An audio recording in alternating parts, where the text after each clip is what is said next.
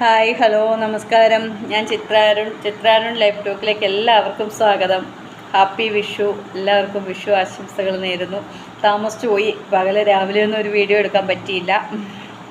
ഇന്ന് വിഷുവായിട്ട് എനിക്കും വിഷു ഇന്ന് ചോകട്ടാനിക്കരയിൽ വന്നപ്പോൾ ഈ വർഷത്തെ വിഷു ഇവിടെ ആഘോഷിച്ചെന്ന് പറഞ്ഞാൽ രാവിലെ ഇവിടെ അമ്പലത്തിൽ രാവിലെ വിഷുക്കണി ദർശനം ഉണ്ടായിരുന്നു. രാവിലെ വെളുപ്പിനെ 2:30-ക്ക്. ഇപ്പം രാവിലെ രാത്രി 2 മണിക്കൊക്കെ എണീച്ച് പോയി അവിടെ അമ്പലത്തിൽ പോയി ദർശനമൊക്കെ തൊഴുതു. അമ്മയെ ഇങ്ങനെ സർവാഭരണഭൂഷിതയായിട്ടൊക്കെ വിഷുക്കണിയൊക്കെ തൊഴുതു. നല്ല വ്യത്യസ്തമായ ഒരു അനുഭവമായിരുന്നു അത്.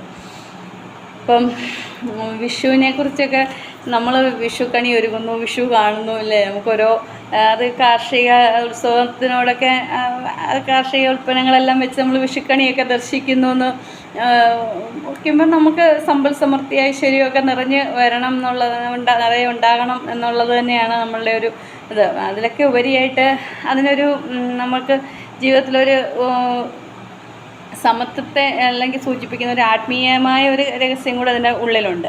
നമ്മളിപ്പം ഇപ്പം രാത്രിയും പകലും ഒരേപോലെ വരുന്ന ദിവസമാണ് വിഷു എന്ന് വരുന്നത് അല്ലേ. രാത്രിയും പകലും ഒരേപോലെ സമത്വത്തെ സൂചിപ്പിക്കുന്നത്. അതൊരു പകലും രാത്രി ഒരേ സമയം ഒരുപോലെ നീണ്ടു നിൽക്കുന്ന 12 മണിക്കൂർ വെച്ച് അങ്ങനെ ഒരു ഞാൻ വായിച്ചുള്ള അറിവായിരിക്കാം, വലിയ അറിവൊന്നുമില്ല. അങ്ങനെ പറയും. അപ്പം അത് സമത്വത്തെയാണ് സൂചിപ്പിക്കുന്നതെന്ന് പറയും. നമ്മുടെ ഉയർച്ചയും താഴ്ചയും സുഖവും ദുഃഖവും എല്ലാം ഒരേപോലെ നമ്മൾ കാണണം, സമത്വത്തെ സൂചിപ്പിക്കുന്നു എന്നാണ് പറയുന്നത്. അപ്പം അങ്ങനെയൊക്കെയുള്ള കാര്യങ്ങളും കൂടി നമ്മൾ മനസ്സിലാക്കി.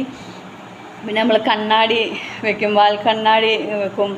അത് നമ്മളിലേക്ക് തന്നെ നോക്കുക, നമ്മുടെ ഉള്ളിലെ ആത്മീയ ശക്തിയെ തിരിച്ചറിയുക. അതിനാണ് കണ്ണാടി വെക്കുന്നതെന്ന് പറയും. പിന്നെ വിഷുക്കൈനീട്ടം എന്ന് പറഞ്ഞാൽ കൊടുക്കും തോറും വർദ്ധിക്കും അല്ലെ ഉണ്ടാവും എന്നൊക്കെ പറയും. അപ്പോൾ അത് നമുക്ക് മറ്റുള്ളവർക്കും കൂടെ എന്താണോ നമുക്ക് അറിയാവുന്നത് അത് മറ്റുള്ളവർക്കും കൂടെ കൊടുക്കുക എന്നുള്ളത് അങ്ങനെയും കൂടെ അങ്ങനെയുള്ള ആത്മീയമായ ഒരു സന്ദേശം കൂടെ വിഷുവിന് ഉണ്ട്.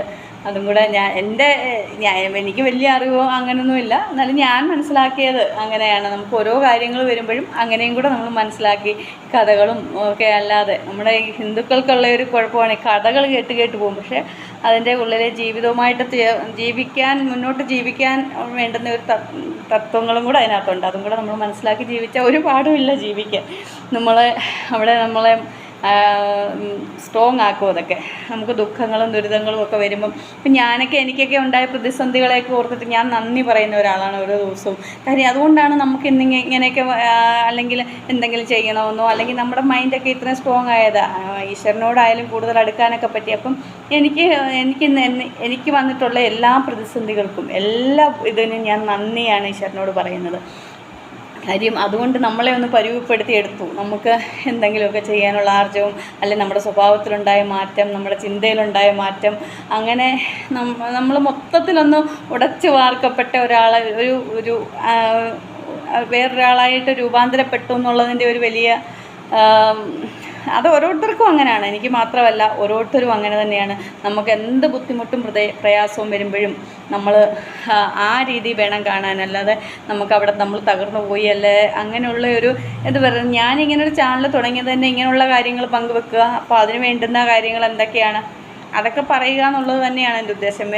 ഇപ്പം ഞാൻ ബിസിനസ്സോ അല്ലെങ്കിൽ എന്തെങ്കിലും ചെയ്യാനുണ്ട്. അതും ഒരു വീഡിയോ ഒന്നും പിടിച്ച് കാണിക്കാനൊന്നുമുള്ള ഇതൊന്നും എനിക്ക് ടെക്നിക്കലിയുള്ള അറിവുകൾ അതിനെക്കുറിച്ചൊന്നും വലിയ ഇതില്ല.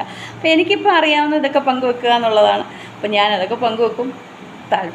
ഇപ്പം നമ്മൾ എല്ലാം പൂർണ്ണ അറിവിലെത്തിയിട്ടൊന്നും നമുക്കല്ല, നമ്മളറിയുന്നത്, എനിക്കറിയാവുന്നത്, എന്നെ കൊണ്ട് എന്തറിയാം, ഞാൻ എന്താണ് ചെയ്യുന്നത് അത് മാത്രം പറയുക, അത്രേ ഉള്ളൂ.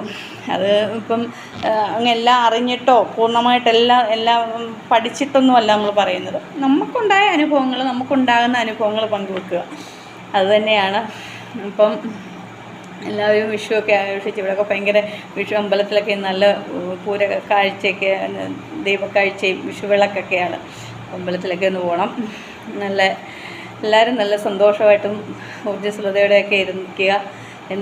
ഏത് പ്രതിസന്ധി എന്ത് ബുദ്ധിമുട്ടുണ്ടായാലും എല്ലാവരും അതിനെയൊക്കെ പോസിറ്റീവായിട്ടുള്ള രീതി മാത്രം എടുക്കുക. ആരെയും ഒരാളിലോട്ട് കുറ്റം പറയാനും കുറവ് പറയാനും ഒരാൾ കാരണമാണ് ഞാനിങ്ങനെ ആയിത്തീർന്നതെന്ന് പറയാനും ഒന്നും നിൽക്കാതെ നമ്മുടെ ഭാഗത്ത് എന്താണ് മിസ്റ്റേക്ക് എന്നുള്ള നോക്കിയിട്ട് നമ്മളെ തിരുത്താൻ ശ്രമിക്കുക.